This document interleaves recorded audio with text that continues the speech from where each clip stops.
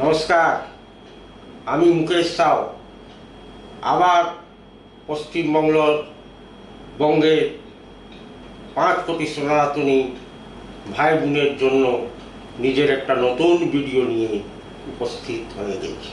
সব থেকে আগে পশ্চিমবাংলায় যত বয়স্ক মহিলা এবং পুরুষ আছেন তাদেরকে পা ছুঁয়ে মুকেশ সাউয়ের প্রণাম, এবং যত সমবয়সী ভাই বোনরা আছেন তাদেরকে নমস্কার, এবং যত ইয়াং জেনারেশন ছেলে মেয়ে আছেন তাদের জন্য অনেক অনেক শুভকামনা। এবার আপনাদের দিন চলে এসছে, চিন্তা করবেন না। আর ছোট বাচ্চাদের জন্য ভালোবাসা এবং প্রীতি।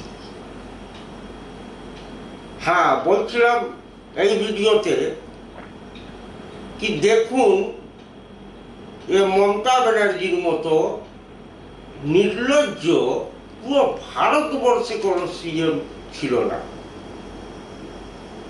বকরিদের ছুটি পুরো ভারতবর্ষে একদিনের জন্য প্রত্যেক স্টেটে দেওয়া যায়, কিন্তু ইনি আবার পশ্চিমবঙ্গ মুসলিম তুষ্টিকরণ, মুসলিমকে খুশি করার জন্য তিনি আবার 3 দিনের ছুটি দিতেন।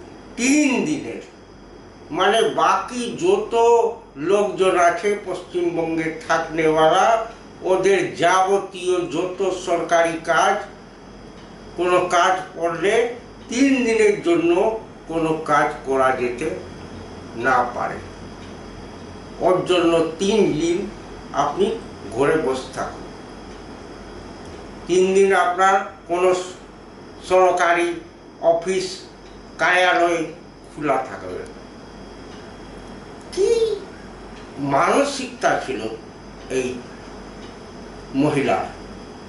আমি তো যত যত ইনার উপর রিসার্চ করছি তত তত দেখছি মানে অতি করে দিয়েছিল, অতি।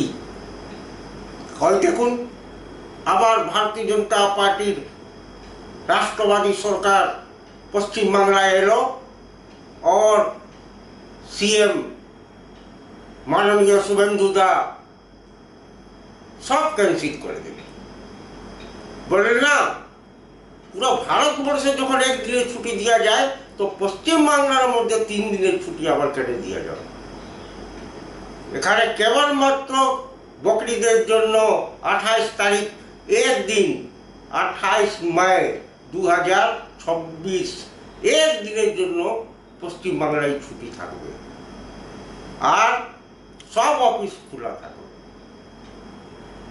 পশ্চিমবাংলার সামান্য সাধারণ যত নাগরিক আছেন, ওনারা যত সরকারের কাছে কাজকর্ম রয়েছে আপনারা যাবেন এবং নিজের কাজ করাবেন।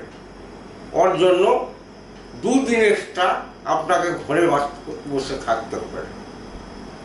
এই হয় যদি একটা ভালো, পরিষ্কার, ইমানদার আর রাষ্ট্রবাদী সরকারকে নিজের স্টেটে আনা যায়, তো কোনো দিন কোনো ভুল কাজ করে না।